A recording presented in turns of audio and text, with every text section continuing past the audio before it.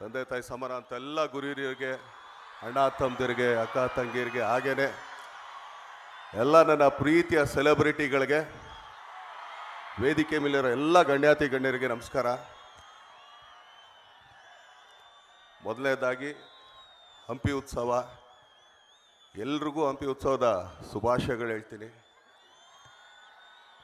ಏನಕ್ಕೆ ಅಂದರೆ 2018ರಲ್ಲಿ ಬಂದಿದ್ದಿದ್ದು ಇಲ್ಲಿಗೆ, ಹೌದೋ ಅಲ್ಲೋ? ಈಗ 24ಕ್ಕೆ ಬಂದಿದ್ದೀವಿ, 5 ವರ್ಷ ಆದಮೇಲೆ. ಸೊ ಆದ್ರೂ ಖುಷಿ ಆಗುತ್ತೆ, ಯಾಕಂದರೆ ಅವತ್ತು ಬಂದು ನೋಡೋದಕ್ಕೂ ಇವತ್ತು ನೋಡೋದಕ್ಕೂ ತುಂಬ ವ್ಯತ್ಯಾಸ ಇದೆ. ಏನಕ್ಕೆ ಅಂತಂದರೆ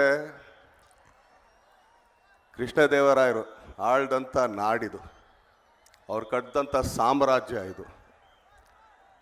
ಈ ಸಾಮ್ರಾಜ್ಯದಲ್ಲಿ ಎಲ್ಲ ಏನೇನು ನಡೆದಿದೆ ಅಂತ ನಿಮಗೂ ತುಂಬ ಚೆನ್ನಾಗಿ ಗೊತ್ತು. ಆದರೆ ನಾವು ಇವತ್ತಿಗೂ ನೆನೆಸ್ಕೊಳ್ತೀವಿ. ಯಾಕಂದರೆ ನಾನೊಂದು 3 ಹೆಸರು ಹೇಳೋಕ್ಕೆ ಇಷ್ಟಪಡ್ತೀನಿ. ಯಾಕಂದರೆ ಅದೊಂದು ಈ ಪಾಸಿಟಿವ್ ವೈಬ್ಸ್ ಅಂತ ಹೇಳ್ತಾರಲ್ಲ, ಆ ಥರ ಅವರೆಲ್ಲ ಈ ನಾಡಿಗೋಸ್ಕರ ದುಡ್ದಂಥವ್ರು, ಶ್ರಮಿಸಂಥವ್ರು, ಮಡ್ದಂಥವ್ರು.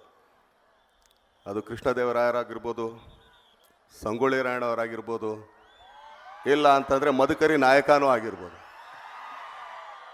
ನಾನು ಯಾವಾಗಲೂ ಆ ಜಾಗಗಳಿಗೆ ಇಲ್ಲ ಆ ಥರದ್ದು ಸಬ್ಜೆಕ್ಟ್ಗಳನ್ನ ಓದಿದಾಗಲಿ ಇನ್ನೊಂದಾಗಲಿ ಅವ್ರ ಆತ್ಮ ಎಲ್ಲೂ ಹೋಗಿರಲ್ಲ. ಯಾಕಂದರೆ ಅವ್ರು ತುಂಬ ಕಷ್ಟಪಟ್ಟು ಇಷ್ಟಪಟ್ಟು ಈ ರಾಜ್ಯನಿದ್ದವರು, ಇದನ್ನು ಕಡ್ದವರು, ಬೆಳೆಸ್ತವರು. ಅವ್ರ ಆತ್ಮ ಇಲ್ಲೇ ಯಾವುದೋ ಒಂದು ರೂಪದಲ್ಲಿ ಎಲ್ಲೋ ನಮ್ಮ ಕಡೆನೇ ಇರ್ತಾರೆ, ನಮ್ಗಳ ಜೊತೆನೇ ಇರುತ್ತೆ ಅದು. ಯಾಕಂದರೆ ಅವತ್ತೆಲ್ಲ ನಾವು ಮಾಡಿದ್ವಪ್ಪ, ಎಲ್ಲ ಹೆಂಗಿದ್ದಾರೆ, ಚೆನ್ನಾಗಿದ್ದಾರೆ ಅಂತ. ಅದೇ ಥರ ಇವತ್ತು ನೀವುಗಳು ಇಷ್ಟು ಜನ ಸೇರಿದ್ದೀರ, ಅದು ಕೂಡ ಅದರಿಂದನೇ, ಅವನ ಪ್ರೀತಿಯಿಂದನೇ. ಯಾಕಂದರೆ ಪ್ರತಿಯೊಂದು ಊರಲ್ಲೂ ಕೂಡ, ಈಗ ಹಂಪಿ ಆಗಿರ್ಬೋದು, ಮೈಸೂರು ಆಗಿರ್ಬೋದು, ಖಂಡಿತ ಒಂದಲ್ಲ ಒಂದು ಈ ಥರ ಸಡಗರ ಸಂಭ್ರಮ ನಡೀತಾನೆ ಇರುತ್ತೆ. ಈಗ ಮೈಸೂರು ದಸರಾ ತೊಗೊಳ್ರಿ, ಇಲ್ಲಿ ಹಂಪಿ ಉತ್ಸವ ತೊಗೊಳ್ಳಿ, ಇಲ್ಲ ಉತ್ತರ ಕರ್ನಾಟಕದ ಯಾವುದೇ ಭಾಗದ ತೊಗೊಳ್ಳಿ, ಪ್ರತಿಯೊಂದು ಕಡೆ ಏನೋ ಒಂದು ಉತ್ಸವ ನಡೀತಾ ಇರುತ್ತೆ. ಅದು ಯಾವತ್ತೂ ಕೂಡ ಆ ರಾಜ್ಯ ಆಳ್ದಂಥವ್ರ ಮೇಲೇ ಇರುತ್ತೆ, ಆ ಸುತ್ತನೇ ಇರುತ್ತೆ. ಸೊ ಆದ್ದರಿಂದ ನಾವು ಇಲ್ಲಿಗೆ ಸೇರಿರೋದಕ್ಕೂ ಕೂಡ ಬಲವಾದ ಒಂದು ಕಾರಣ ಇದೆ. ಏನಕ್ಕೆ ಇದನ್ನು ಹೇಳ್ತಾ ಇದ್ದೀನಿ ಅಂತಂದರೆ,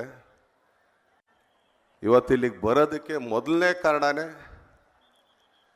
ನನ್ನ ಪ್ರೀತಿಯ ಅಣ್ಣನಕ್ಕಿಂತ ಹೆಚ್ಚಾಗಿ ಇನ್ನೇನೇ ಪದ ಹೇಳಿದ್ರು ತುಂಬ ಕಮ್ಮಿನೇ.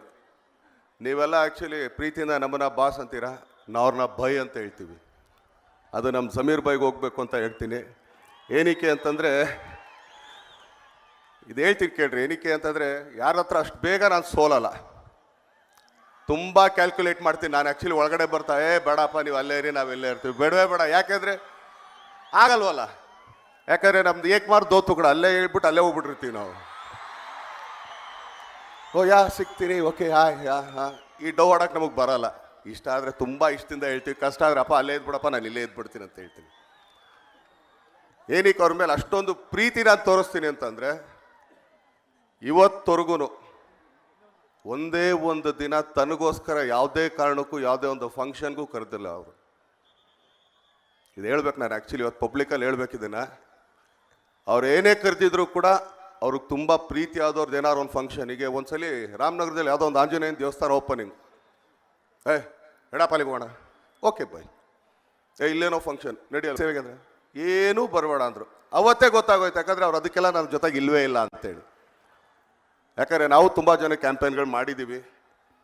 ಅವ್ರು ಗೆದ್ದ ಮೇಲೋ ಅಥವಾ ಸೋತ ಮೇಲೋ ಆಮೇಲೆ ನಮ್ಮ ನಿಂತು ಕೂಡ ತಿರುಗಿ ನೋಡದೇ ಇರೋರು. ಅವರು ಒಂದೇ ಒಂದಿನ ನಾನು ಯಾವುದೇ ಕ್ಯಾಂಪೇನಿಂಗ್ ಮಾಡಿಲ್ಲ, ಅವ್ರು ಯಾವುದೇ ಒಂದು ರಾಜಕೀಯದ ಕೆಲಸಕ್ಕೆ ನಾನು ಹೋಗಲಿಲ್ಲ. ಆದರೆ ಎಷ್ಟು ಜನನ ನನ್ನ ಹತ್ರ ಏನಾದ್ರು ಬಂದು ಅಲ್ಲ ನನ್ನ ಕೈ ಎಟಕಿಸ್ದೇ ಇದ್ದಾಗ, ಅದು ಆಪ್ರೇಷನ್ಗಳಾಗ್ಬೋದು, ಎಜುಕೇಷನ್ ಆಗ್ಬೋದು. ಎಜುಕೇಷನಲ್ಲಿ ನಿಜವಾಗ್ಲೂ ಎತ್ತಿದ ಕೈಯವರು ಎಷ್ಟೋ ಜನಕ್ಕೆ ಇಲ್ಲಿಂದ ಅಬ್ರಾಡಿಗೆ ಕಳಿಸೋದಕ್ಕೆ ತುಂಬಾ ಸಹಾಯ ಮಾಡಿದರೆ, ಅದಕ್ಕೆ ಕೋಟಿಗಟ್ಟಲೆ ಖರ್ಚು ಮಾಡಿದ್ರೆ ಅದಕ್ಕೆ ಉದಾಹರಣೆ ನಾನೇ ಇದ್ದೀನಿ. ಯಾಕಂದರೆ ನನ್ನ ಕೈಲಿ ಅಫೋರ್ಡ್ ಮಾಡೋಕ್ಕಾಗಲಿಲ್ಲ ಅಂದಾಗ, ಬೈ ಈ ಹುಡುಗ ತುಂಬ ಚೆನ್ನಾಗಿ ಓದ್ತಾನೆ, ಇವನು ಇಲ್ಲೆಲ್ಲ ಒಂದು ಕಡೆ ಎಷ್ಟು ವರ್ಷ ಓದ್ತಾನೆ ನಾನು, 3 ವರ್ಷನಾ, 3 ವರ್ಷಕ್ಕೆ ಎಷ್ಟೋ ಅಲ್ಲೇ ಲೆಕ್ಕಕ್ಕೆ ಅಲ್ಲೇ ಕೊಟ್ಬಿಟ್ಟು ತೊಗೊಂಡೋಗಿಲ್ಲಿಂದ ಅಂತ ಅಂದ್ಬಿಟ್ಟು. ಯಾಕಂದ್ರೆ ಇನ್ನೊಂದ್ಸಲಿ ಬರಬೇಡ ನೀನು ಅಂತ